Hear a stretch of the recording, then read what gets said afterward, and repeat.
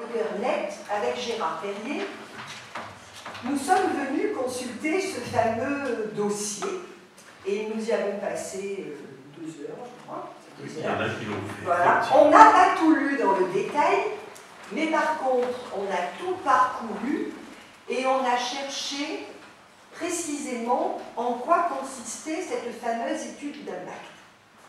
Alors en réalité, l'étude d'impact, on va le dire crûment, elle est ultra légère et concernant le trafic du Bossé, elle est inexistante.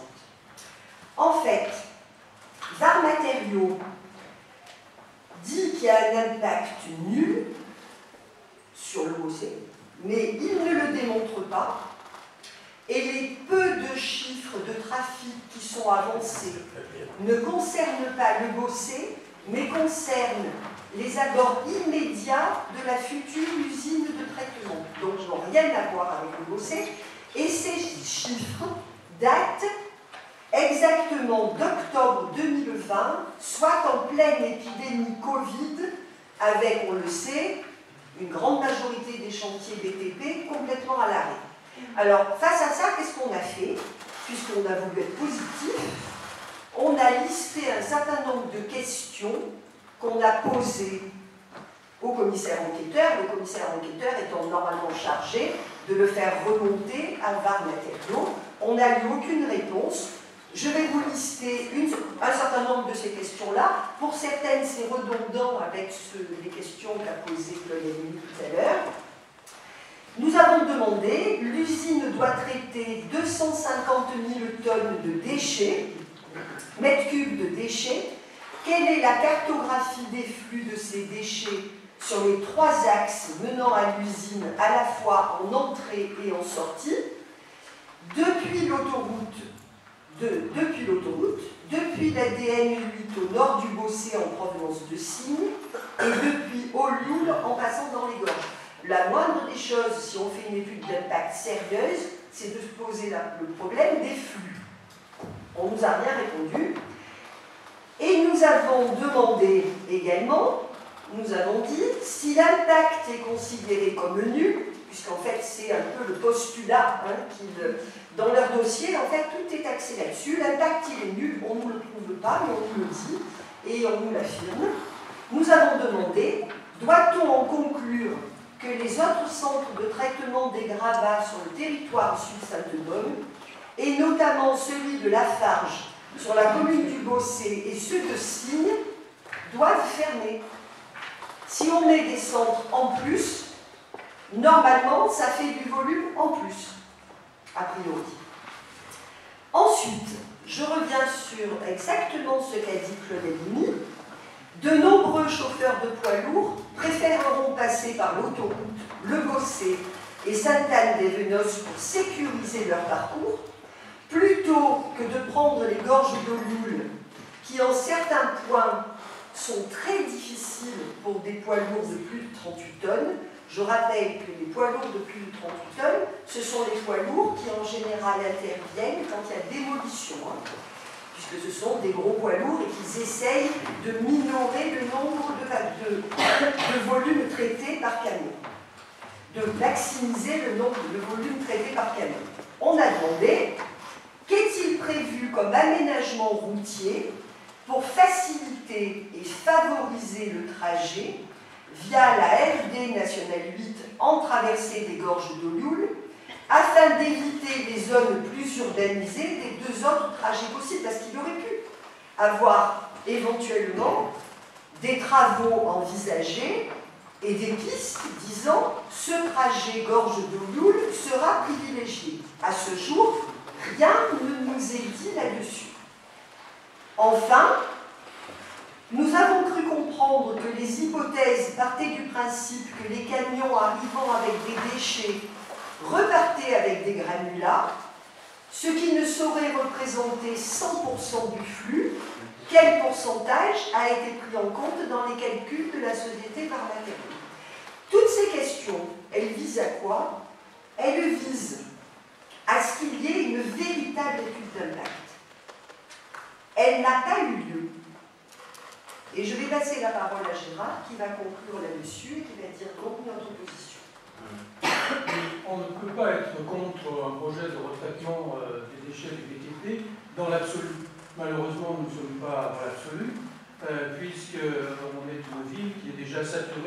circulation des camions.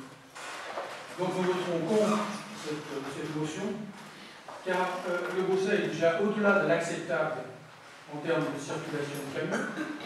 Nous pouvons accepter d'augmenter ce flux. Je ne sais pas si vous avez fait un rapide calcul, mais 250 000 m3, si je prends une densité de 2 à peu près, ça fait 500 000 tonnes. 500 000 tonnes, si on prend une moyenne de 30 tonnes par camion, ça fait 16 000 ou 17 000 camions par an. Si vous divisez ça par 50 semaines, en leur donnant 2 semaines de congé, vous arrivez à 170, je fais un calcul, on arrive à 66 poids lourds jour, c'est-à-dire un aller-retour poids lourd. Donc trajet, ça double, ça fait 132 trajets le jour. Après, quelle est la portion qui va passer par le Bruxelles ou pas, j'en sais rien, mais probablement à zéro. Donc nous serons, si on prend moitié par Olioul, moitié par autoroute ou en Messine, on arrive à 67 trajets à rajouter au trafic actuel chaque jour.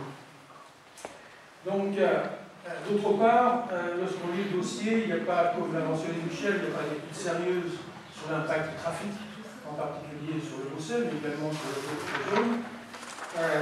Et nous avons des interrogations sur la finalité réelle du projet, parce que Veolia, ça peut résoudre un problème interne à Veolia, qui a un centre de retraitement dans l'Est Var, et probablement intéressé par avoir un centre de retraitement dans l'Ouest Var. Est-ce qu'il y a un besoin marché? Probablement, mais est-ce que c'est la justification unique de ce projet? C'est pas sûr. Donc, je vais dire, mesdames et messieurs les conseillers majoritaires, réfléchissez 2 fois avant d'approuver ce projet, parce que lorsqu'il s'agit de faire des manifestations contre le passage des poids lourds à la ville, on va manifester contre des poids lourds qu'on aura autorisés. C'est un petit peu un manque de cohérence. Donc, raison pour laquelle nous allons voter contre cette motion.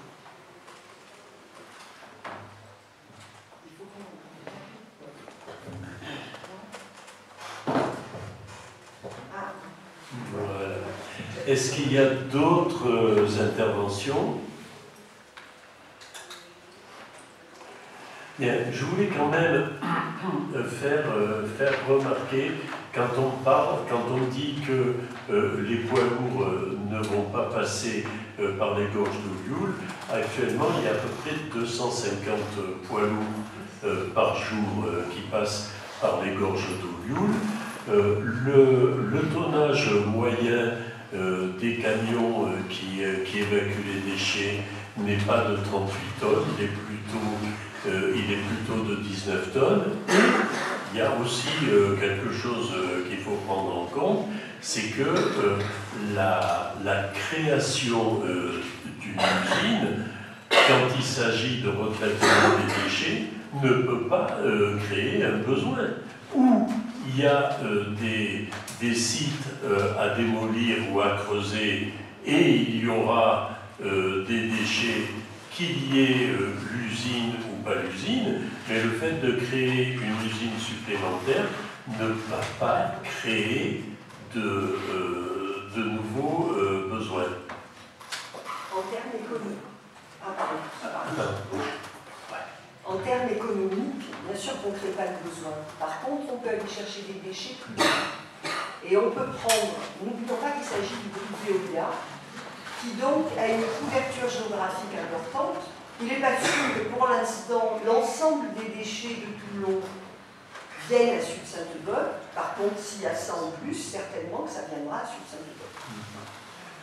Après, oui, bon, chaque entreprise essaye de grossir son propre chiffre d'affaires. Oui, mais enfin, il y a quand même le coût économique du transport, et un camion qui peut passer par les gorges d'Olioul, je le vois mal payer l'autoroute, payer le gasoil, faire éventuellement 20 minutes de queue dans le Bossé selon les heures de la journée pour ne pas prendre les gorges d'Olioul.